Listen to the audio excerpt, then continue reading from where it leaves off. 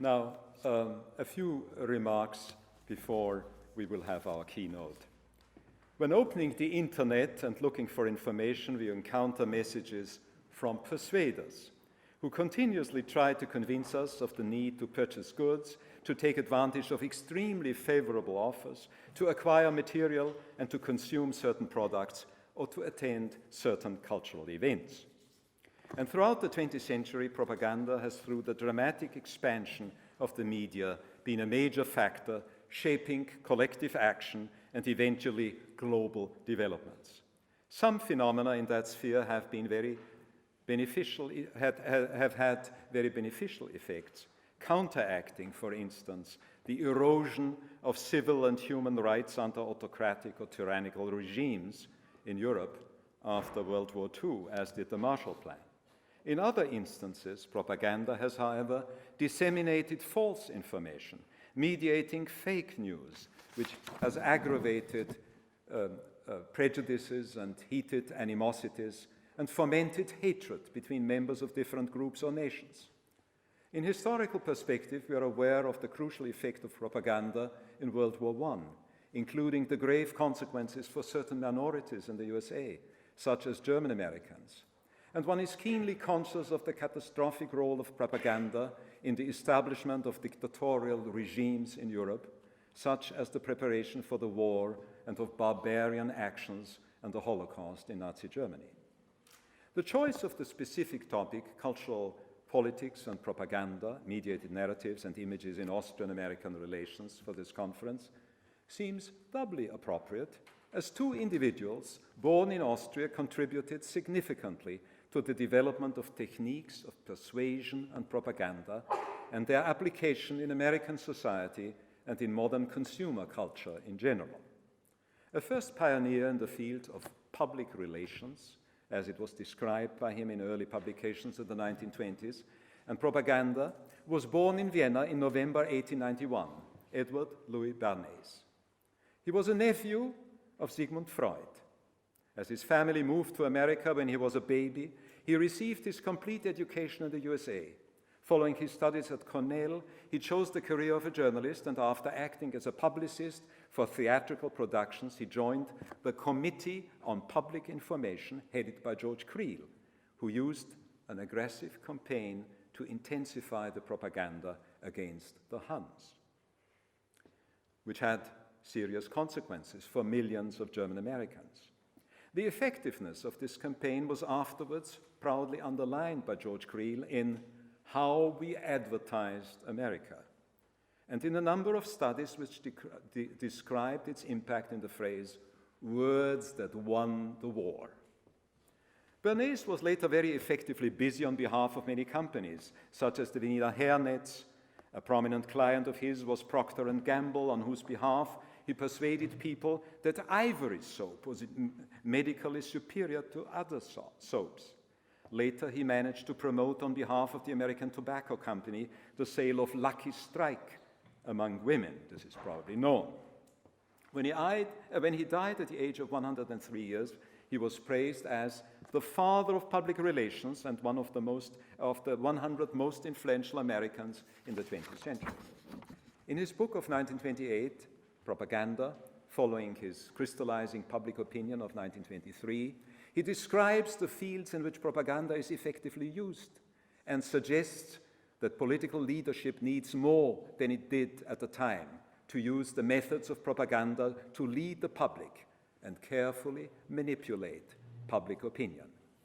Bernays' book, which is apparently still a standard, though controversial textbook, thus provides a theory of the wide field of public relations, stressing the omnipresence of the art of persuasion, with both its positive and negative aspects. Bernays refers to some new concepts introduced by Walter Lippmann, who had described how prejudices and stereotypes are at work in group behavior, and he underlines the power of evocative images and associations in the minds of people. Bernays addresses the role of opinion leaders and invisible manipulators, and alludes to the power of the subconscious and its drives, thus in his analysis also drawing on the insights of his uncle Sigmund Freud. The second influential Austrian individual in this field, which we may refer to here, is Paul F. Lazarsfeld, whose career in America was fostered by the Rockefeller Foundation grant for 2 years after his departure from Vienna in 1933. Christian Fleck, of course, has studied and explored Lazarsfeld's relatively rapid rise to professional success in American academia and business. His brand of empirical sociology came to include the study of societies and what came to be known as market research, focused on how to influence the behavior of large segments of society. As a member and then de facto director of the Princeton Radio Research Project, sponsored by the Rockefeller Foundation, eventually transferred to Columbia University, he included in his growing team distinguished émigré figures from the humanities and social sciences, psychologists, sociologists, etc., among them Theodor Adorno, and introduced methods which became standard in market research and the ensuing promotion of certain products and the propagation of political measures. The subtitle of our conference, on cultural politics and propaganda, also includes a reference to a key term in the field of comparative literature, images. Drawing on the insights of social psychology, literary scholars interested in what has come to be called imagology have over the last 50 years related the depiction of foreign individuals and groups and of ethnic minorities in literary texts to certain mechanisms in society, using terms and frames of reference employed in the social sciences, such as stereotypes. They have acknowledged the importance of the tendency to generalize from isolated incidents, and the persistence in the expectations and assessments concerning the behavior of members of groups different from one's own familiar crowd or peer group. Collective experiences and inferences from popular texts have led to the generation of images which have shown remarkable longevity and have often proved resistant to critical analysis. This has also been the case in the reciprocal perception and representation of two unequal entities, namely the United States of America and Austria. Now, following the keynote lecture, which will follow in 2 minutes, the key to which we are very much looking forward and which will mirror this phenomenon, the arrangement and sequence of the sessions of this conference basically follows, as you will have seen from looking at the program, a chronological order. Let me just briefly survey our program. After the keynote lecture, we will consider early examples from the beginning of the 20th century onwards. First, the promotion of sites in Austria for American tourists, initially before the First World War, and then in the interwar years, with a brief coda reflecting the attempts to revive tourism immediately after the Second World War. Second, the eventually fruitless attempts of Hungarians to revise the conditions and consequences of the peace treaty of Trianon, with its painful dismemberment of the Kingdom of Hungary. A second session, later this afternoon, will first focus on the humanitarian efforts of American organizations to prevent the starvation of children in Austria after the collapse of the double monarchy. It will then offer an opportunity to hear about certain aspects of the American response to the eminent but controversial father of psychoanalysis. Tomorrow, the first session with 3 papers will consider selected aspects of the involvement of American individuals in the perception and representation of the critical final years of the First Republic, as rendered in fictional texts and films, promoting a free and democratic Austria. It will also touch upon the voices of immigrants from Austria and the USA after the Anschluss. The second session will continue with the analysis of the contributions of Austrian exiles who persisted in their attempts to voice their belief in a continuing Austrian identity and to promote it in exile. The afternoon tomorrow will begin with a second keynote lecture with an analysis of the constructiveness of the concepts and categories used in the field of propaganda for tourism on both sides of the Atlantic. We shall then have a session in which, as has been said, the essential role of the Marshall Plan for the recovery of social and economic stability in Western Europe and in Austria in particular will be assessed, and a specific example of the usefulness of the funds provided by the European recovery policy will be provided. The third session will include 3 talks. First, a survey of the essential help and inspiration provided by the binational Fulbright Commission, proposed by an enlightened American senator, for key actors in the scholarly, scientific, and cultural scene in Austria, and an account of the mixed reception that the study of the United States in some universities in the first 2 decades after the war received.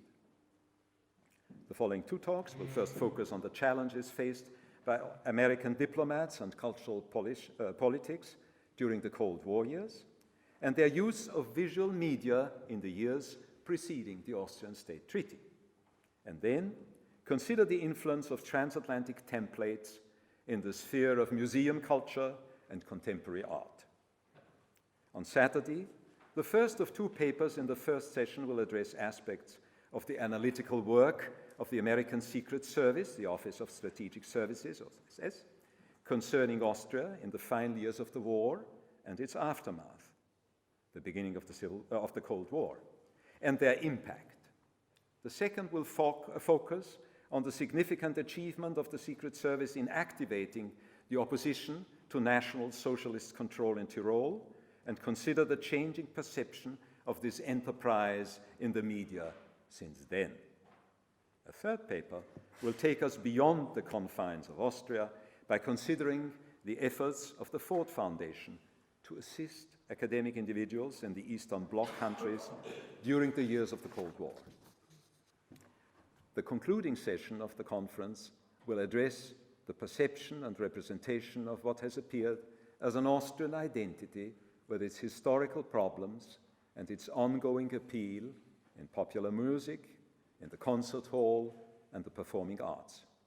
A third paper in this session will consider the blending of filming genres originating in the USA and in Central Europe, thus combining aspects that imagological studies of the cinema and of literary traditions have identified. We will thus have a rich bill of fare and can thus look forward to a wide-ranging discussion of cultural politics and propaganda. But before I finish these opening remarks, I should like to acknowledge the unstinting support the Commission has had from its very small team of administrative assistants who are around here and are eager to help. Anna Zalto, Karen Anderson, and Nadine Bernsteiner. All right. But we are now fortunate to have as the keynote speaker today a colleague who, through his own research in international diplomatic history with a focus on the relations between America and Austria and on Cold War issues, and through an impressive array of pertinent publications, as well as his extensive work as editor or co-editor of academic yearbooks and book series, has earned the reputation of being a prominent mediator across the North Atlantic. Günter Bischof has also extensive experience in teaching American history, not only at the University of New Orleans, where he has served for 30 years, and where he is now, as you know, University Research Professor and Director of Center Austria, the Marshall Plan Center for European Studies. He has also taught as visiting professor at many Austrian universities, as well as at universities in other European countries. His expertise in the field, which he has acquired since his studies in Austria, primarily in Innsbruck, and his PhD in American history earned at Harvard, is manifest in his 2 monographs, Austria in the First Cold War and Relationships, Beziehungsgeschichten Austria and the United States, and numerous other publications. It is also evident in his editorship of the series Transatlantica, which meanwhile comprises 11 volumes, one of which recently appeared, devoted to the fortunes of immigrants from Austria-Hungary and the Republic of Austria to the United States, and in his editorial support for the interdisciplinary series Contemporary Austrian Studies, of which 27 volumes have appeared. He has also initiated the publication of the impressive documentation of the significant impact of the Marshall Plan on the economic fortunes and the political culture of Austria, since its establishment. The size of this documentation, truly a doorstopper, is commensurate with the effect of this fortunate idea of the enlightened American politician and his advisors. The amply illustrated book, which TV audiences here in Austria saw in the hands of the Austrian Chancellor when he recently met the American Secretary of State, was co-edited by Günter Bischof and Hans Pecha, who will surely refer to this achievement, as we heard in his lecture tomorrow afternoon. Günter Bischof has also specialized in the effective visualization of the historical ties, which will be presented in an exhibition he has prepared on Austrians in the United States. A good deal of what I have said here, of course, is in the brochure that is on your table, and please refer for future introductions to this document that we have provided. Now we can look forward to an impressive number of images on the American century, as perceived by observers from Austria. Equally, the reciprocal observation of the late phases of the double monarchy, and then of the difficult decades of the small First Republic, by American diplomats and journalists, will also receive its due. Please welcome Günter Bischof. Thank you. Thank you, Professor Zacharasiewicz, for that kind introduction, and welcome everybody. Good afternoon. There's many friends in this impressive audience, so I'm not going to welcome individual people. I'm very glad to be here, and if we listen to the presentations on the Botstiber Foundation and on the Marshall Plan Foundation, it sort of has a feel of a summit of Austrian-American relations. I'm very glad about that. I'm very glad to be part of it. So my job this afternoon is to give you sort of a broad overview, and it's a tall order, and I'll try to make a few references to papers that we're going to hear in the course of the conference. So let me get started. So I want to sort of look at mental maps and images that have been produced by Europeans about the United States and by Americans about Europe. And this is starting in the 16th century already. So I want to give a very broad overview of both these image productions, and hope to stay within my time. And I think a few items we need to keep in mind is that very often it is actually anti-American images produced in the United States that then make their way to Europe and produce European images. I'm just sort of referring to people like Noam Chomsky or Michael Moore, so I think that is important to keep in mind.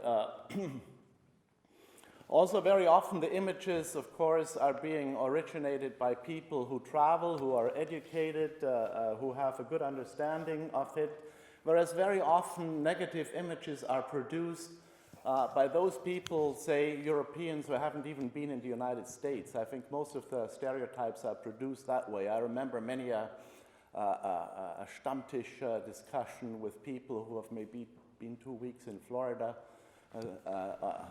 being on the beaches there, and then afterwards pretending to be great experts on America. And those are often the hardest discussion, because you cannot really argue with arguments there.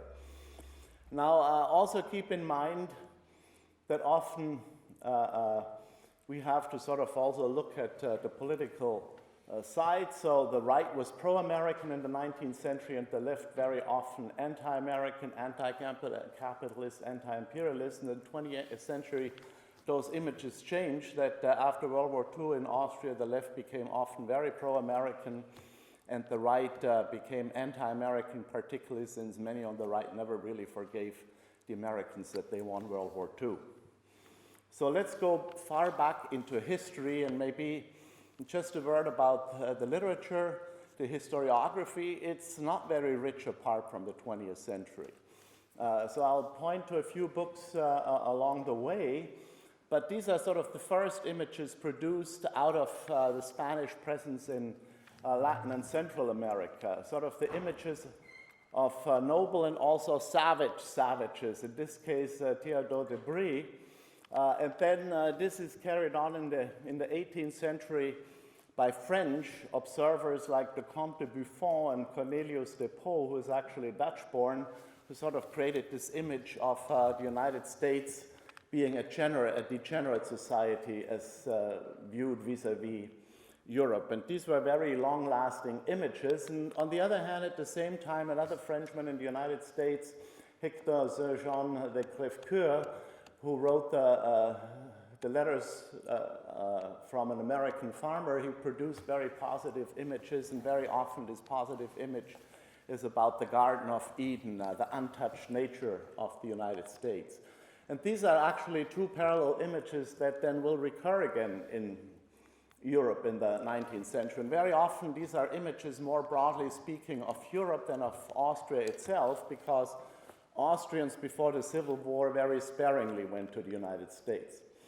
The first community of Austrians, so to speak, even though they were not true Austrians either, since they were the so-called Salzburgers, who at the time, when they went to Georgia in 1733 and thereafter, when the Archbishop of Salzburg kicked them out because they were Protestant miners, they went to Ebenezer, Georgia, and in the second group there was Philipp Georg Friedrich von Reck, who was a Swiss man. He led the second group to Georgia, and he had some very fine drawings of his observation of Native Americans. Now keep in mind, Georgia at the time was really the frontier in the United States. So the frontier will play an important role in my lecture, as these images, of course, as Europeans becoming Americans move westward, will replicate some of these images. And von Reck's images of Native Americans, very much, as you can see, are sort of along the lines of the noble savages. James van Horn Melton at Emory University has recently written a very good book on this community, why they left Salzburg and how they settled in Georgia and how life on the frontier at the time was. So if anybody is interested in that, I very much recommend his work. Then we come to the American Revolution. I'm very glad that Jonathan Singerton is with us. Jonathan, show your face. Jonathan recently finished a dissertation at Edinburgh University. He is also a Botstiber fellow. Botstiber funded him a couple of times, I think. And Jonathan Singerton's dissertation is very rich about Austrian-American relations in the colonial, really in the period of the American Revolution. He has particularly looked closely at the correspondence between Jan Ingenhaus, who was a physician of Maria Theresias, and Benjamin Franklin, who was very much admired by Austrians in the monarchy in the 1780s. However, no diplomatic relations emerged out of these contacts, even though it was tried by the United States by sending William Lee to Vienna. However, the court did not receive him. On the other hand, eventually, the Habsburg Emperor sent Baron Beethoven to Philadelphia, the capital at the time, and he wrote back, as Jonathan has told us, a rich number of reports, particularly trying to start commercial relations between the newborn United States and Habsburg Austria, but with very little success, since he found relatively little support in Vienna. Now then we come to the 19th century, and of course I think this powerful image is one that we need to keep in mind. This is really Western civilization moving westward. You see there Lady Liberty bringing civilizational elements to the American frontier, chasing Native Americans ahead of her, and of course this was an ongoing process throughout the 19th century. And really a process that I would call was a process of American imperialism, meaning what was called manifest destiny in the 1840s, the ongoing process of European settlers coming to America and taking land in the West and taking, of course, that land away from Native Americans. I think our focus is getting clearer about this notion of American imperialism. At the same time, with this broad background, there was a number of Austrians now who made their voice is heard about the United States. This is now the United States in the 1830s, before the Civil War. There was Nikolaus Lenau, the poet, who went to the Ohio frontier and was very unhappy there, didn't stay for very long. He disliked Americans. And he was one of these romantics that created the romantic image of American materialism and uncultured Americans, an image also that stayed with Europeans for a long time. Then there was Charles Sealsfield, the defrocked priest, who actually went to Louisiana, my part of the United States, and wrote a number of novels that tended to be very positive about the United States, whereas he had bad things to say about his whole homeland in Bohemia and the Habsburg monarchy.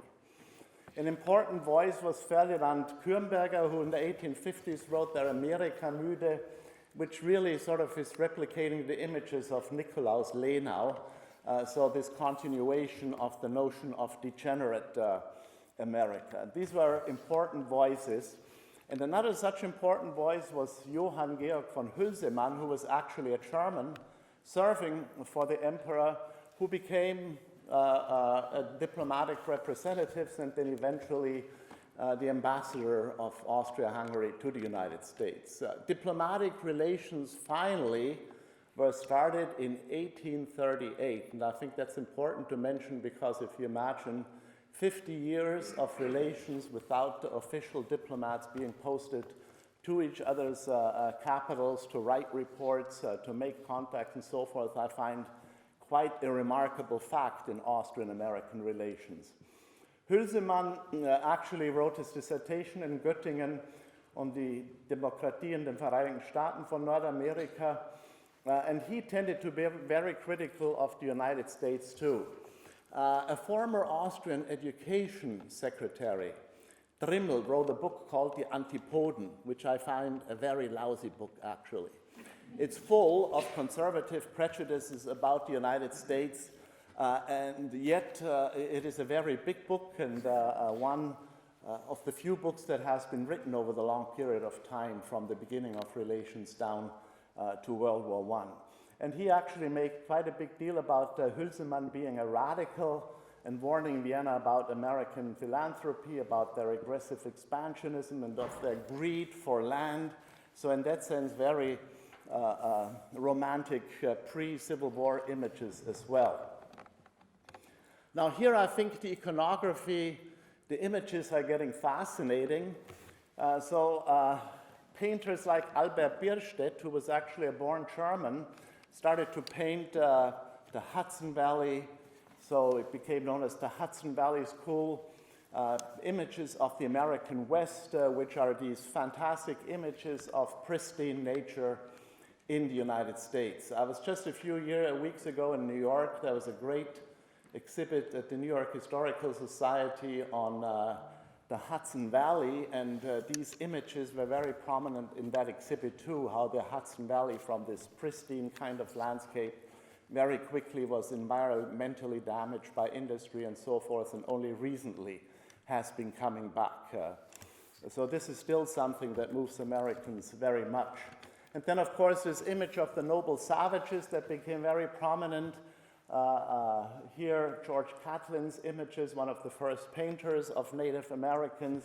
And these again were then often replicated by Europeans. In this case, Karl Bodmer, who was actually a Swiss painter who later lived in Paris, who went with the German Prince Maximilian of Wied on a journey through the United States and painted some 80 images, and very often of pristine nature and noble savages. In other words, the point here is that Europeans really take over the images that Americans have created. And this still can be viewed all the way into the 20th century, where the well-known Austrian photographer Ernst Haas, who went to the United States after the war, produced photographs like this of Monument Valley in Utah, which very much, I think, has the feel, 100 years later, of the Hudson Valley School, this sort of incredible pristine American landscape. Now, Austrians keep visiting the United States and many more after the Civil War, and here are just three prominent examples. On the one hand, there's Karl Wittgenstein, who was a very prominent railroad entrepreneur, in the late 19th century, went on a number of trips to the United States and wrote about them too in Austrian papers and Fachjournale. And he was particularly impressed with railroad building and what eventually would become known as American mass production. So positive images. On the other hand, there was the Crown Prince Franz Ferdinand, who went on a world journey in 1892-93 and also came to the United States.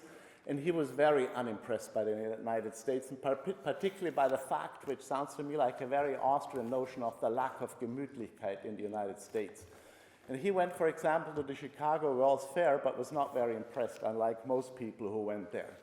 And then we're also going to hear in the course of our conference more about Sigmund Freud. He went to the United States in 1909, I think invited by Ernest Jones, and he had very bad things to say about America, particularly about their greed, their materialism, the land of Dollaria, as he called it, a gigantic mistake. Now, here's sort of the center of my talk, if you will, is this, that very often when we think about the American century as the 20th century, we think about the War of 1898 of the United States against Spain as the beginning of American expansionism. I, however, would say the American presence in the world very much came about as a result of the Chicago World's Fair, the Columbian Exposition of 1893. And I say this because my friend Hans Pitcher at the National Library has found a catalog book that shows how many Austrian exhibitors actually were at the Chicago World's Fair. And if you then look at recent literature on the Chicago World's Fair, essentially what happened there is that they tried to outdo Paris 1889. When the Eiffel Tower was built, when a few 10,000 people visited the fair, so Chicago wanted to be bigger and better. They built the first Ferris wheel. The Viennese are happy to hear, I'm sure. And they had almost 1 million visitors. Huge crowds came to the Chicago World's Exposition. So I think America's industrial might and industrial production came to the attention of the world in the Chicago World's Fair, and we might want to rethink a bit, when did America arrive in the world, so to speak. Now, a few other images. Of course, while all America was industrializing, it needed workers from Europe, so the mass immigration started here. You see some images from the famous American photographer Alfred Stieglitz about urbanization and industrialization, and this mass migration, of course, contributing to it. We recently have learned much more about the fact that from about 1900 to 1914, Annemarie Steidl is here with us from the University of Vienna, the major cohort of immigrants to the United States were actually people from the Austro-Hungarian monarchy. Galician Jews, Slovakians, Hungarians, Dalmatians, you name it, a few German speakers too. And I think we should keep that in mind, because we haven't really, I mean, recently the study of letters has become bigger in immigration studies, but we haven't really, I would say, mined yet the images or the impressions that these people gathered. I mean, they would have lived in the rough parts of New York City and of Cleveland and of Chicago and of Pittsburgh, and certainly their image would have been a very different one than the more pecunious travelers like Freud and so forth. Of course, the beginning of industrialization, as I just suggested, also meant the beginning of Americanization, the word that was coined by Steed in the early 20th century with his book, The Americanization of the World. And this is something that sort of caught fire in Austria too. So if you think about industrialization, you think about mass production, Fordism as it was called, standardization. You also think about Frederick Taylor and scientific management. And these phenomena caught on in Austria too. Fordism was big, was admired in the 1920s in Austria. For example, like Steyerwerke tried to copy American mass production. At the same time, there was a Taylor Zeitschrift here in Vienna in the 1920s. So we should keep in mind that these phenomena very much were eagerly followed here in the United States, not only by people like Wittgenstein, but now by a broad segment of the Austrian population who are interested in mass production. And of course, then came the Nazi period. A total flipping of images. Now, the greedy Jew is, so to speak, the image that the Hitlerite Germany, and I think that sort of moved into Austria too with the Anschluss and so forth, produced of the United States. America is a very material culture. And of course, the infamous images of Vienna, how when the Nazis came, the Viennese made those Jewish neighbors clean the streets with toothbrushes and so forth. But that was actually a period that didn't last very long, if you think about it. In 1945, the Americans came as liberators back to Austria now. In large numbers. And I think the following 10 years, and I think it's appropriate that we have a number of pictures, of papers here about the following 10 years. The occupation period were probably the periods of most intense contacts between Americans and Austrians, because there was a large number of Americans here in Austria for a while, tens of thousands, and of course they left a broad mark. So I'm not going to talk about the Marshall Plan, that would be a separate topic, but of course the European Recovery Program played a very important role in rebuilding Austria. We're going to have a couple papers on that. I'm glad that Robert Gross and Sophie Mitters are here, the next generation of Marshall Plan scholars, and I'm glad that that is going on. I've been particularly interested in the role that the Marshall played in the reconstruction of Austrian tourism, and it played a very important role. I'm from a small village in Vorarlberg, and our big hotels and our lifts were built with Marshall Plan money too. I would posit here that Austrian prosperity after World War II would not have been possible without the Marshall Plan and the ERP Fund, because we shouldn't forget that the ERP Fund guarantees that the Marshall Plan is alive and well here in Austria. That's still giving out 600 million euros every year in credits to Austrian industry, we should not forget. Okay, then this intensive period of Americanization sets in during the occupation period. On the one hand, the America House in Vienna, where educated people go to read and learn about the United States and the world. On the other hand, the great invention of sort of bookmobiles that go into the most remote Austrian corners and bring books, you see it there, to farmers who might not have seen a book in years, who had never really been given books because they were not available during the Nazi period. And then, of course, also the personal contact between American occupation soldiers and Austrian women. This is well studied for Germany. It's now also being studied in the case of Austria, that some 5,000 women married American GIs and came to live in the United States. So sort of think about what that might do about image production. And then here, Americanization on a very personal level. I read some of the abstracts, and I think one of the final papers on the Museum of the 20th Century talks about a Mr. Hoffman, who through his personal Americanization became a big impresario in American-Austrian relations. And I think that's true for most of us who studied the United States. We all have a personal history. My buddy Reinhold Wagenleitner, in his famous book, The Coca-Colonization, you're sort of seeing, mutating from the nice upper Austrian boy to playing cowboys and Indians. Myself at the Harvard graduation, my American experience started as a high school exchange student with American Field Service in California. And I think many of us have those kinds of stories that got us to study the United States. And I think those personal experiences would need to be included. Now, a big jump. 9/11 and what it did to the United States. The end of the Cold War, of course, saw a period of what's being called American hyperpower in the 1990s, but then came 9/11 and this sort of major letdown that would lead to George Bush's wars in Afghanistan and in Iraq, and a new wave of anti-Americanism hitting Austria as well, which also, of course, is anti-Americanism, anti-imperialism, anti-militarism, particularly strong in neutral Austria. And I think what this has done, it has led to a loss of American hegemony in the world, and we are sort of witnessing that every day, but it's still a phenomenon hard to pin down. But if you look at these magazine covers you sort of realize all prominent magazines, this phenomenon has been going on for a while. Okay, how am I doing with time? I'm going to try to go very quickly now through Americans, how they view Europe and Austria.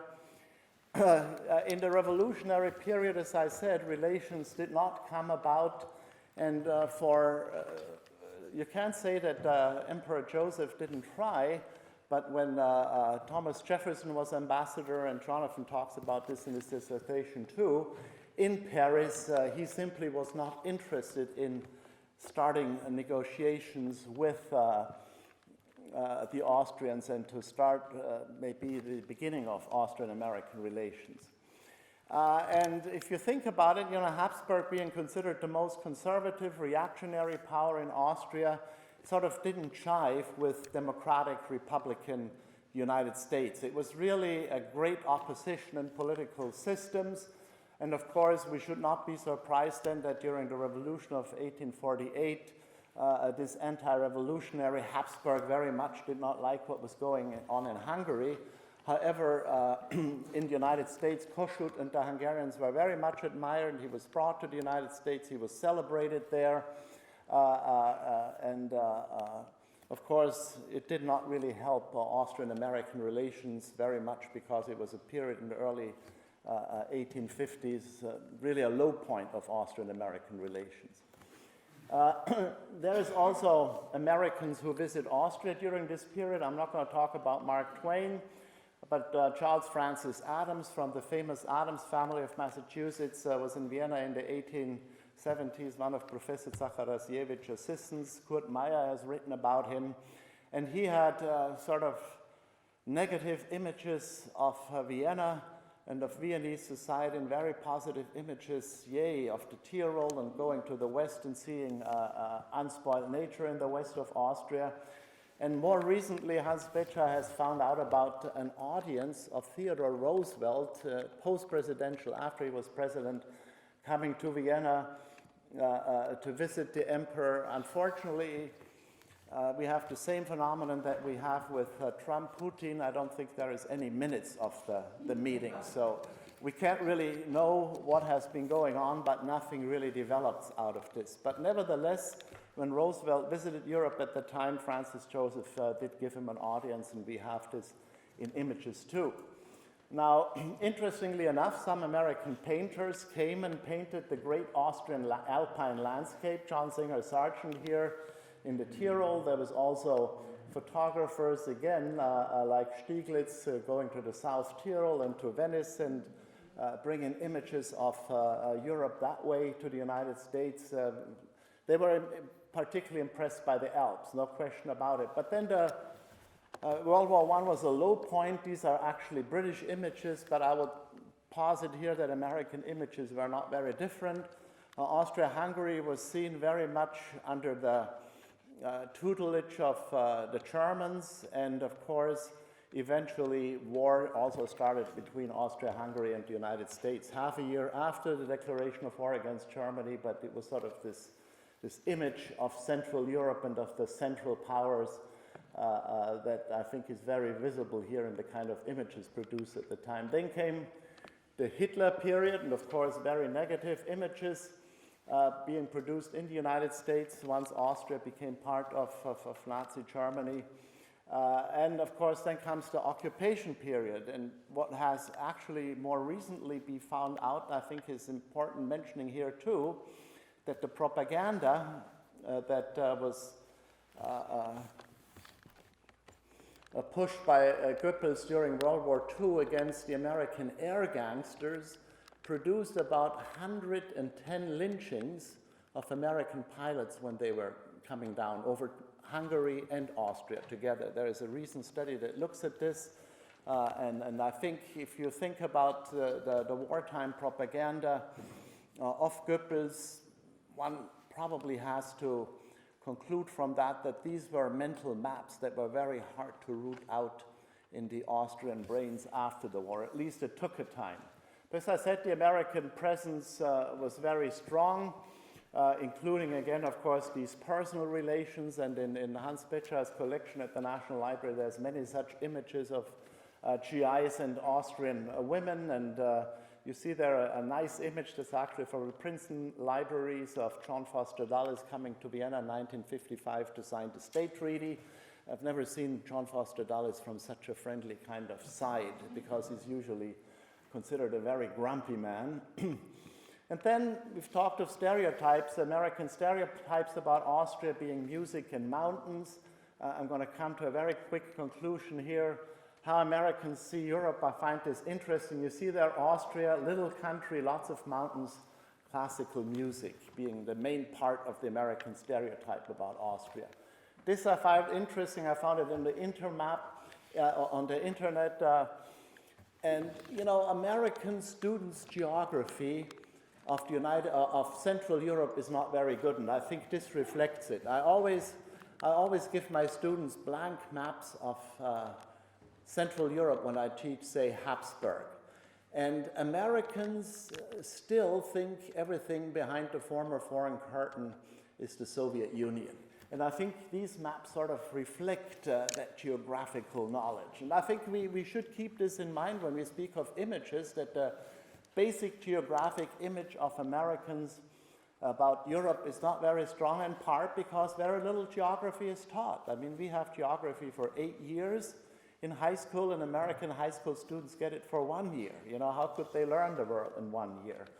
And this is something I found recently, Donald Trump's map of Europe. You see, of course, also, again, a very negative a map. Look there, Austria is micro-Putin. Sort of interesting. A Bulgarian put this map together, and apparently it's very popular on the internet. Now, I'm not going to go into polling, but of course, one would need to look at polls, particularly at the Pew Global Survey polls, which give us a lot of information about how the world thinks about the United States. And, you know, particularly during the Iraq War, Europeans have become much more critical of the United States, and that's easily visible in the various polls, particularly the Pew polls. Unfortunately, Pew doesn't poll Austrians. They poll Germans, and the German image of the United States has become quite negative over the years, which of course is surprising, since German-American relations have been strong for a very long time in the post-war period, and only now are starting to see cracks. And then, of course, this is what we're dealing with now. I think this quote by The Economist is sort of summing it up. America has spent half a century and billions of dollars building its relations with Europe. In just 2 years, Mr. Trump has taken a sledgehammer to them. And if you look again at the magazine covers, prominent magazines and how they view Trump, I think it sort of says it all. Now, we heard about the book that the Chancellor gave to Secretary Pompeo. I had nothing to do with it, but I think if Pompeo reads the book, the first paragraph of the books make this argument. The world that George Marshall and Harry Truman built, the multilateral order, the world of the liberal world order, is being destroyed every day now by Donald Trump. So I think these kinds of images reflect that, and stay tuned. We'll see what happens in the future. Thank you very much. I appreciate your attention.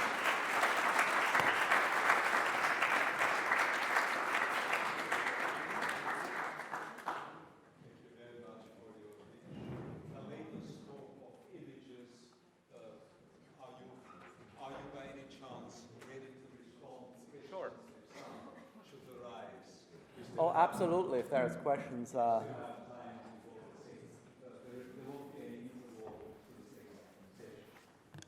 Franz. Yeah, I was very struck by the image you made about the early years of Austrian-American relations, and I ran across about an exchange in 1849 when the American government, through its envoy in Vienna, protested very heavily against the atrocities of the Austrians against the Hungarian revolutionaries. And Austrian Prime Minister Schwarzenberg responded and said to his envoy, please tell the Americans we're a Christian nation. We abolished slavery a long time ago, and we do not take any advice from a slave-holding country about humanity. It's the slaveholders telling the democratic slaveholders, telling the non-democratic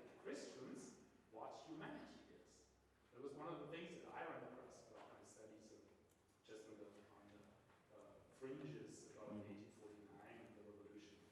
Well, thank you for that observation. I'm not surprised. I don't know that exchange, but I've said, as a result of the revolution of 1848, relations sort of deteriorated, particularly since the United States supported Kossuth and the Hungarian revolutionism. That's sort of within that framework. And those kinds of stereotypical answers don't surprise me either, because you'd almost expect it. I mean, slaveholding, yes, that was very much observed by previous observers too, like Postel, he wrote about it. But as we know, the Americans fought very hard to abolish slavery, and the abolitionists were there in full force, so probably an American answer to what would have been what you're telling us. We are trying hard, but the Southerners are not giving up.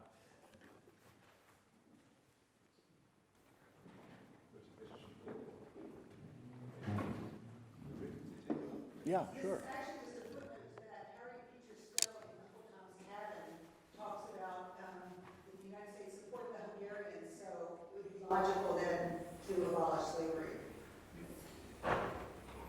Professor Birkle, yeah. Oh, okay, because the microphone.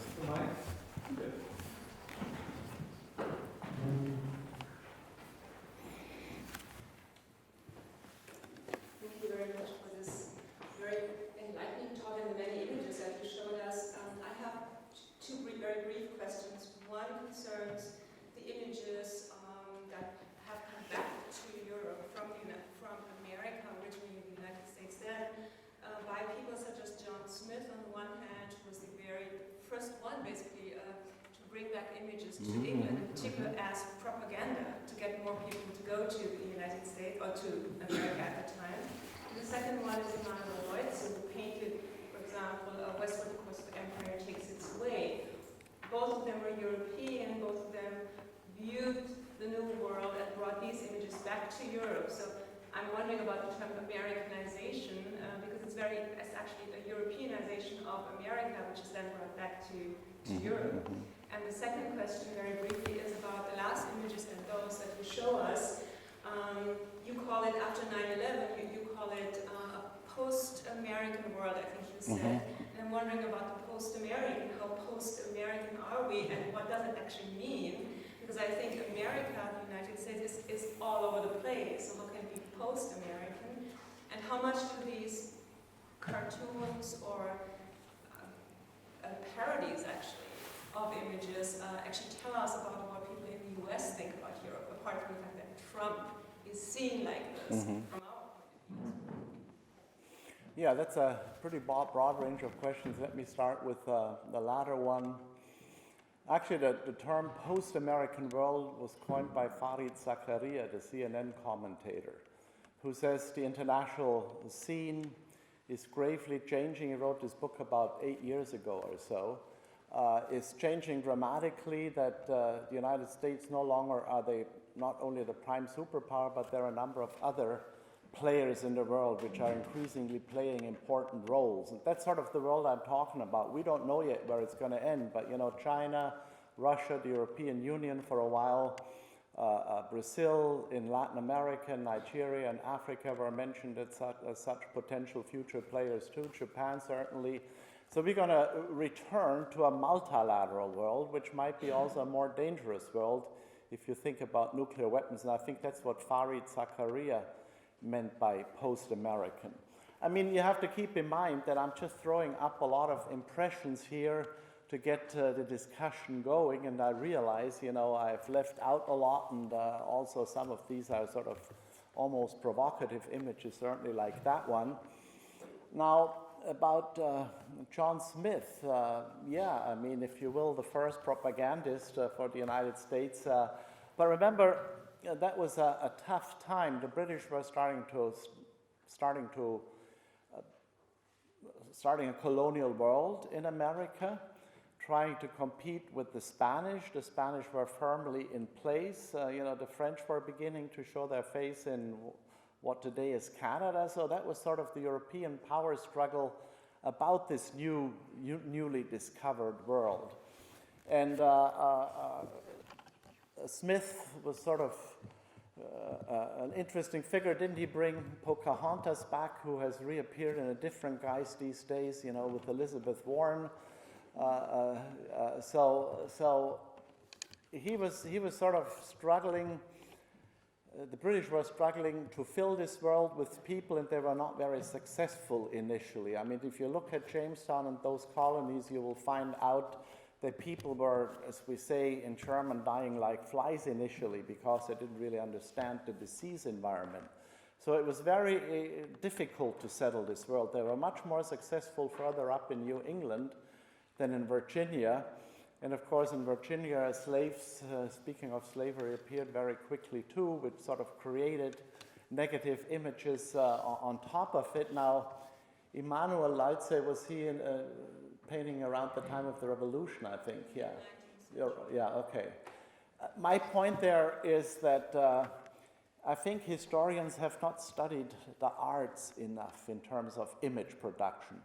You know, the historians are doing their things, studying documents. I'm not very familiar with, you know, how I noticed, I think Herr Krigleder wrote a book about images of America in Austrian or European novels. You know, literature is doing its thing, but we have done very little in terms of studying the images that the artists produce. So I would include Leutze in that production. I actually had a catalog of a show that was at the Belvedere, I think in the late 1890s, which is a wonderful catalog, very knowledgeable. It was about 19th century American art, and I bought this catalog and put it somewhere into my book collection, and when I wrote this talk, rediscovered it and found it sort of very, very important in terms of images. But it sort of reminded me of the importance of the Hudson River School in producing this you know, image of pristine American nature, which then later on American studies scholars, you know, like Leo Marx told us, was being destroyed by the railroads and so forth. His famous book, The Machine and the Garden, you know, so I think we need to deal with those kinds of image productions. But I mean, I realize it's difficult to pull all this together in an hour.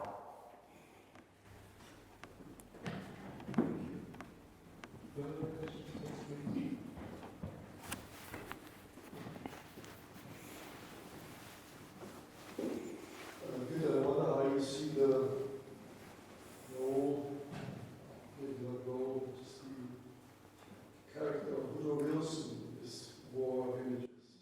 Mm-hmm. Yeah, well,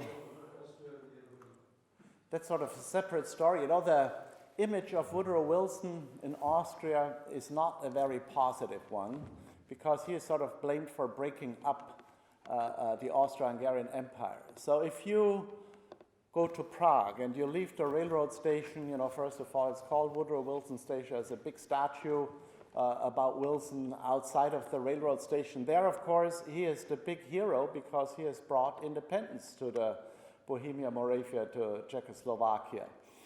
Now, recently a book has been produced by a man named Kurt Bittner about Austria-Hungary and the United States in World War I. And it's sort of a very curious book, but the image of Woodrow Wilson, again, is viewed very critically because of, you know, self-determination on what it did to Austria, what it did to the Tyrol. Particularly if you think about the Tyrol, people are very negative, you know, about Woodrow Wilson. So I think Woodrow Wilson is a crucial figure.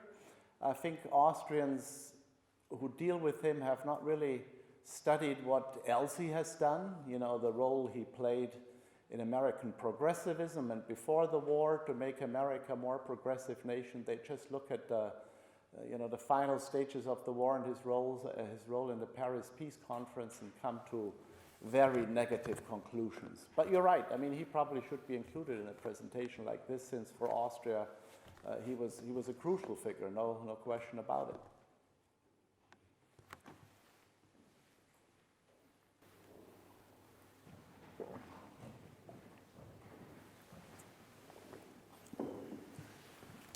Thank you.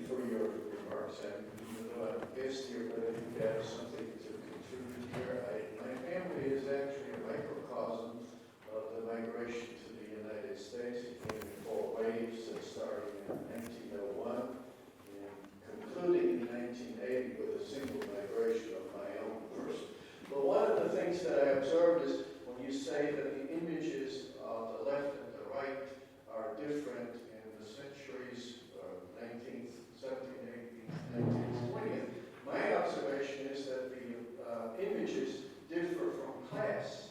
Very much so, when upper class, they are more concerned about the left and right and the world view. But in my own family, the only image there was an economic image that the United States was the big opportunity, and they didn't worry about the left and the right and whatever the elite might think about it. And that seems to be my observation. That's more widespread in the U.S. now. The Europeans, they don't go into this left and right, is at least the way I feel about it. I wonder whether there is any newer study that you did. No, I didn't do a particular study of left and right. I mean, I came to this conclusion, number one, as a result of reading C. Van Woodward, who wrote a very important book, The Old World's New World, which, you know, I think is probably the best analysis of European images of the United States. So that's very often the difficulty here, that there is more European images, which I simply have subsumed to be Austrian images too, but they would need to be kept apart. Now, I've studied a bit more carefully the time after World War II, and through some curious studies I did. For example, I looked at the Aula, the publication of the real right in Austria. And those were elites, you're right. They were probably upper class Austrians mainly, conservative Austrians who particularly dealt with issues like the United States winning the war and the war crimes committed by Americans in bombing Austrian cities, and, you know, those kinds of notions. But this was the time when on the left in the SPÖ, the images were turning very positive, which is not to say that many of these people that I mentioned, the millions who left in the late 19th century, 1900 to 1940, of course, were poor people who went for the United States exactly for the reasons you outlined, namely for economic reasons to better their lives. But I mean, after the war, there was a curious moment when, you know, Kreisky, who had a very positive image of the United States and, of course, tried to travel there on all possible occasions and meet American presidents, you know, and meeting Kennedy and so forth, he, as you probably know, when Nixon came to Salzburg in 1972, faced his son protesting Nixon's visit to Salzburg. And there was sort of a new left, if you want to call them such, young socialists who were anti-American in terms of the Vietnam War, and who literally said we should no longer be grateful for the Marshall Plan as our father's generations have been, because look at what the United States is doing in Vietnam.